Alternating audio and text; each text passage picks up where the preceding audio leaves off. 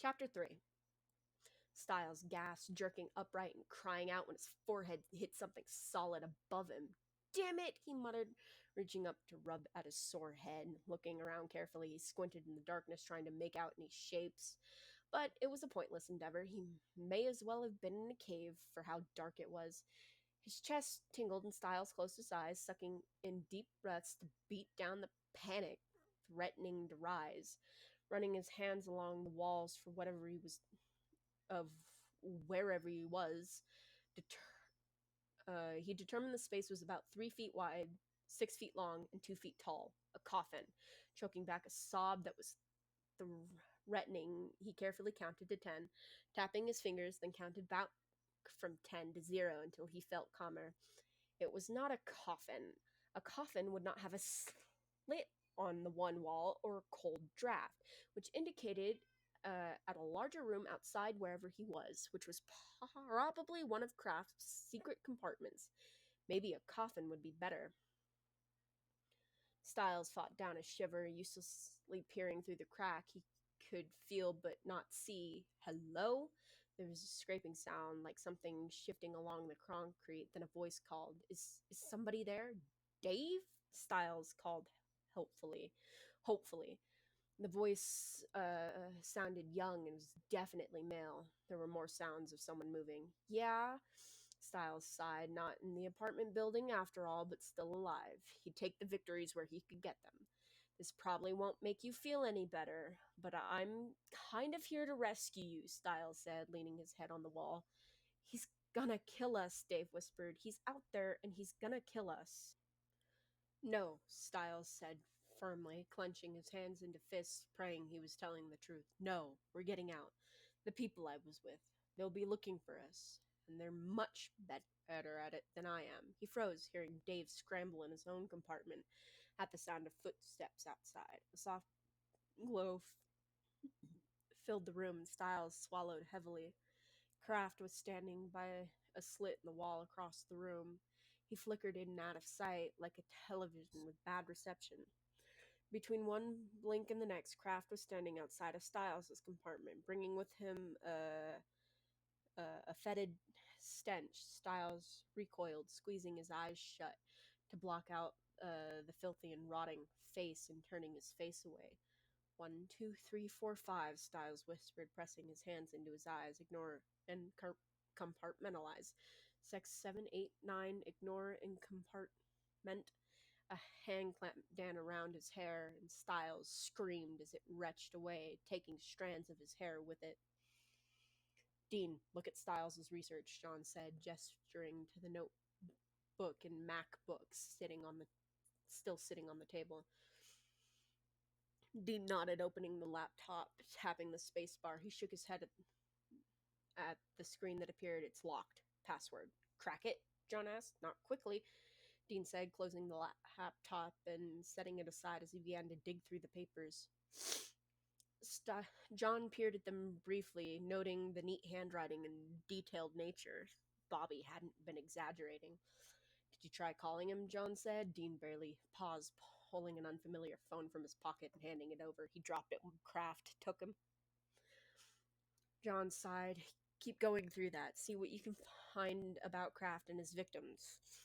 Dean nodded, and John pulled the blueprints for the building and city from under the stacks of books, taking them to the bedroom. Tossing the prints on the bed, he pressed the power button on Styles' phone, pleased to see that it, unlike the laptop, was not locked. John brought up the contacts, scrolling through 22 names. Only Bobby's included a last name, and some of them seemed to be nicknames. Sourwolf, Red Queen, the Fox, someone Styles had dubbed Jackass, and Dad. No Mom, and John carefully did not think too deeply on that. John clicked on contact information for Dad, quickly jotting down the number. Closing out of contacts, he brought up the recent calls. The last and only received was from Dean's number. The last 4 dialed out were to a Deaton. 1 dialed out yesterday, the next a month before that, then a week before, and then another month. Whoever Deaton was, Styles wasn't keeping in close contact, but he was the only person Styles had called. John copied down that number as well before closing out of the recent calls and tucking the phone in his pocket. Spreading the blueprints out, he began looking at the building structures, searching for plausible places for hiding bodies that he and Dean hadn't already checked. It didn't look promising. Dean was right. They cleared most of the walls of the complex and found nothing. The likelihood that the victims were hidden here was slim, and a spirit could have taken those boys anywhere. John huffed, flipping through the city blueprint of the block. John didn't know what Bobby had been thinking sending a boy to them. He didn't know what he'd been thinking letting the boy stay. One thing was clear. Once he and Dean got Styles back, if they got him back, he was going on the next bus to South Dakota. "Dad, think I got something," Dean called, jogging into the room and thrusting Styles' notebook at him. On the page was a simple yet meticulously labeled layout of Kraft's Chicago Death Factory. "All of the torture chambers are in the walls, right?" John nodded, quickly cataloging all the spots labeled with tiny TC along the walls. "There's one we didn't consider," Deed said, tapping the bottom of the page where the diagram extended below the ground level with another TC in the middle. "The one in the basement." John glanced at the blueprints on the bed. "This building doesn't have a basement, just a foundation. Is there anything under that?" Dean asked, pulling the city blueprints towards them. John tapped the paper. "Here, old sewer system. Let's go." The dull thudding echoed throughout the dark room, reverberating back into a small, eerie prison eerily.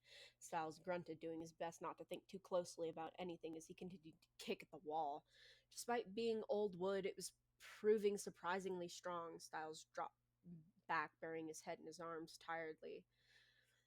What he wouldn't give for some werewolf strength in this moment and the ability to punch through rock with only his fist. Derek would have no problem kicking his way out, but no, he's just Styles. Puny, weak, human Styles. The sound of footsteps in the now quiet space, Styles rolled over, peering through the crack. The spirit always brought light with it somehow. Kraft was standing, staring back at him, and Styles jerked away as a hand came through the wall, lightly caressing down Styles' face. He twisted away as much as the small space would allow, digging his hand down into his pocket. "So pretty, so beautiful," Kraft crooned. Styles grimaced, tugging at the drawstrings to the pouch in his pocket. He felt it come free and wiggled his hand in the pouch, fingers brushing through the fine grains. He yanked his hand free, flinging the small handful of salt he'd taken from the diner earlier at Kraft's hand and face. Kraft recoiled, disappearing with a disjointed scream. Styles laughed, shaking in relief and feeling like he'd collapse if there was anywhere for him to fall. "Salt," he said, trying and failing to quit laughing like a lunatic. "Fucking salt. Who knew?" "Is he gone?" Dave asked, whisper tentatively echoing in the space. Styles took a deep breath, calming his racing heart. "I don't know. I think so." The moment the words left his mouth, Styles regretted them. Of course, the moment he said so, Kraft materialized, slamming Styles' head into the wall before flattening a hand over Styles' mouth and nose. He had no idea how a spirit managed to seem so corporeal. Styles screamed, or rather he tried to. It worked out as well as moving when paralyzed with Kamina venom. His chest constricted, lungs crying out for oxygen as dark spots encroached on his vision, and damn if being suffocated didn't feel like sort of a panic attack. Styles struggled weakly, kicking desperately at the walls, trying to pull his head away. Sparks surged wildly in his chest. Styles pushed it down hard. Kraft's other hand was clenched around the wrist holding the pouch of salt. No matter how Styles twisted his hand, he couldn't get the right angle to dump the salt on Kraft. The report of a gunshot startled Styles almost as much as the sudden vanishing of the vice grip on his wrist and hand over his airways. Styles gasped, welcoming the stale air into his lungs greedily. "Styles!" "God bless John Winchester," Styles thought vaguely as he knocked his hand against the wooden walls and called out hoarsely, "I'm here."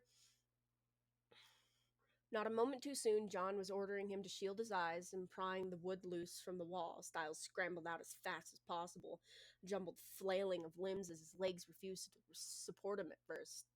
John caught him around the waist, tossing Dean the crowbar to get Dave out before practically picking Styles up under his shoulders and setting him on his feet. You all right? He asked roughly. Styles nodded, jerky motions that set off a new wave of dizziness. Been better. But I've been worse too, he said, looking past John to assess Dave, who seemed fine with Dean. Can we leave now? John didn't answer right away, and Styles brought his gaze back to the older man, sensing he was about going to like whatever John said next. What? John glanced back at Dean, who was speaking quietly to Dave. Remember when I said no to you being bait? You being bait is our only plan now. Styles blinked, absorbing the information. Bait, he repeated. Oh, okay. What do I do? Styles tapped. God damn it. Styles tapped his fingers along his leg once again, counting as he went 1, 2, 3, 4, 5. Even knowing John and Dean were just out of sight wasn't quite enough to keep the panic clawing at his chest tamped down completely. 6, 7, 8, 9, 10. He hoped the two men couldn't tell how terrified he was, sitting quietly in the middle of the dark room. Keeping his breath deep and steady was outwardly projecting a calmness that he didn't feel inside. His heart hammering in his chest fast enough that it would have never gone unnoticed if Scott or any werewolf was around. Forget his heart. The chemo signals alone would be more than enough to alert any werewolf within sniffing distance of his fear. Also, the feeling of impending doom, a constant down here in the death chamber, was doing an excellent job at setting a spark into a near freakout, into a roiling and intense churning that was doing its own part in suffocating him. It was like an internal alarm going off, screaming, "Danger, danger," and telling him to run. He stiffened, sensing the sudden coalescing of Kraft's spirit behind him. Styles clenched his eyes shut, counting in earnest now and waiting. He had to wait, even as his whole being screamed to flee. He needed to wait. Now! John shouted, and Styles flung himself forward, keeping low to the ground as John and Dean fired above his head. He hauled himself up on the ledge, accepting Dean's hand gratefully and being careful not to disturb the circle of salt. Twisting around, Styles stared at Kraft, who was spinning slowly around in horror at the circle of salt that now trapped him. "Scream all you want, Kraft," Dean said. "No way you're stepping over that salt." John tugged him back and Styles stumbled after him, following blindly and keeping his eyes on Kraft until Dean slid the grate shut and sealed off the room.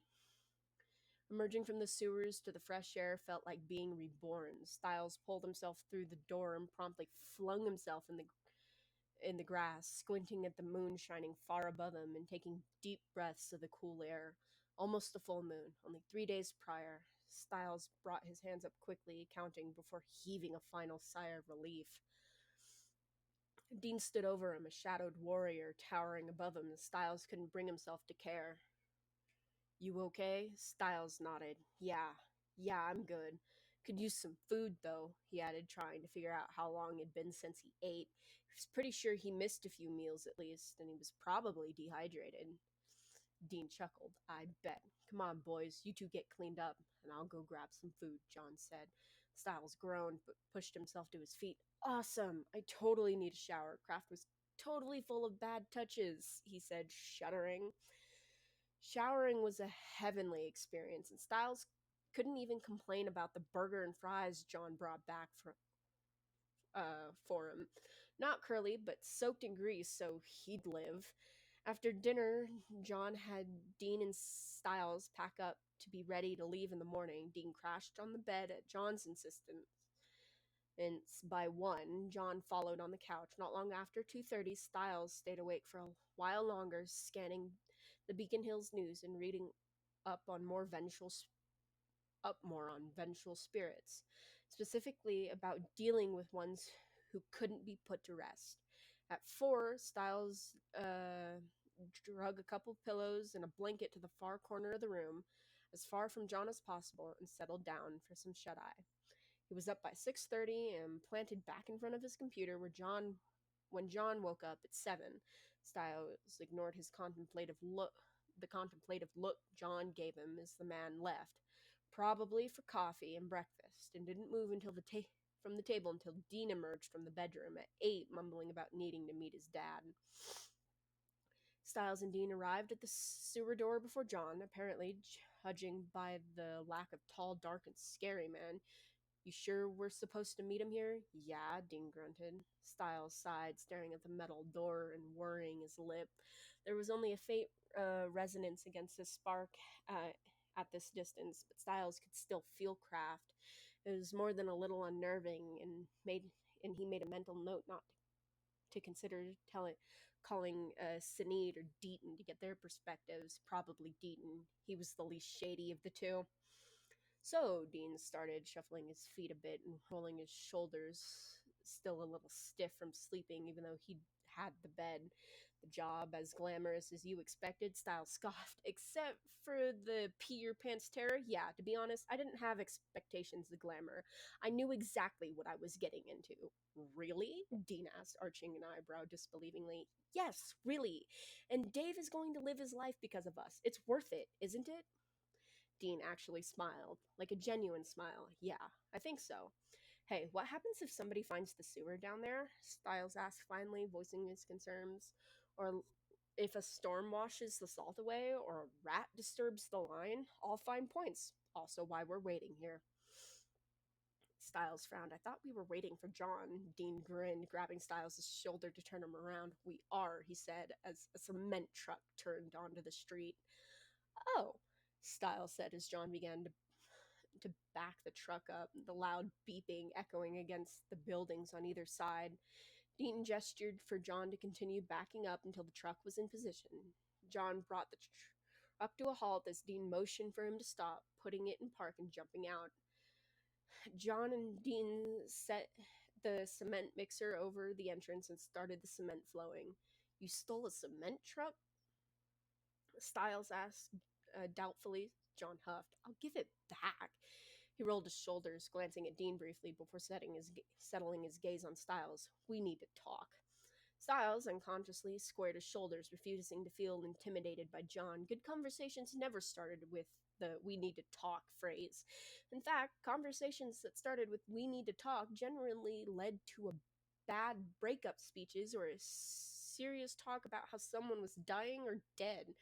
Since he was neither dating John or Dean, nor was he particularly attached to anyone the hunters knew, Styles was pretty sure what John wanted to talk about was along the lines of him no longer being able to hunt with them, which, now that he thought about it, was basically a breakup speech. I'm not leaving, Styles said, maybe preemptively heading off John's I don't think this is working out Styles would make the man reconsider. John raised an eyebrow but didn't look particularly convinced. Well, you can't stay. Dean and I have enough to worry about on hunts without you getting underfoot. I got you a bus ticket back to Sussex Falls and gave Bobby a call. He knows you're coming, he said, pulling the ticket from his pocket and holding it out to Styles. Styles frowned, reaching out to take the ticket. He stared at the slip of paper for a moment, noting the time and date and destination, a free ride back to Bobby's and away from hunting. A free ride from Pennsylvania to South Dakota, closer to California than Styles wanted to be anytime soon. He looked up from the ticket to see John and Dean regarding him closely. John with an expression of expectation, and Dean with a look of something that approximated regret. Maybe Styles wasn't sure. John, though, John's expectant expression that showed clearly his belief that Styles would just take the ticket and leave. It pissed him off. Styles tore the ticket in half, tossing it into the deluge of cement still pouring into the sewer entrance. I said I wasn't leaving. Dean arched an incredulous eyebrow, taking a slight step back like he thought Styles had just signed his death warrant. John frowned, countenance darkening into anger. Fine, stay in Philadelphia. Pay for your own goddamn bus ticket, but you're not coming with us. Dad, Dean started, but John cut him off with a dark look. Maybe I'm wrong, Styles said, but I thought I was an asset to you on this case. I did everything you asked, researched my ass off, even played bait. And now you're telling me to leave? We had a deal, Winchester. I follow your rules and you teach me to hunt, Styles yelled, stepping into John's personal space. The man may have been taller than him, but Styles was a force to be reckoned with when he was angry. And he was very, very angry. John seemed a tad surprised, just a tad. Dean seemed more thrown than he was, and Styles took advantage of that, speaking over whatever the man was about to say. I have been wandering all over the place for weeks to find a hunter to teach me, and you and all your jackassery were the best that I found, so you have to help me. Just what are you mixed up in, kid? John asked. He seemed unmoved that Styles was shouting basically right in his face, and that served to only fan the flames of anger and frustration threatening to burst from Styles' chest. That's not any of your concern, Styles said, taking a step back. He clenched his jaw, forcing himself to halt his unconscious retreat. John was not allowed to turn this back on him. You want me to teach you, to let you travel with us, let you around my son, John said, gesturing back to Dean, who looked a little miffed at being brought into the argument without asking any questions. I'm not a danger to you or Dean, Styles said. All you need to know is that I want to learn. I'm begging you. John, please. Styles, I want to learn, he repeated, and I swear you can send me wherever, leave me behind, whatever, but I will always track you down. Dad, Dean said, come on. He's just a kid. We can't just leave him here. Styles bristled at being called a kid. If there was one thing he wasn't anymore, it was a kid. The innocence had been long ago lost, and he was older than his years now, but he clamped down on his instinctive reaction, staying silent and leveling John with a challenging glare. John said nothing, regarding Styles critically. We'll take you back to Bobby's, he said finally, and Styles huffed in frustration, leading a launch into another tirade, but John held up a hand. Not directly. A few hunts on the way. I'll reconsider once we're in Sussex Falls. Styles nodded. He could work with that. Fine. It's a deal.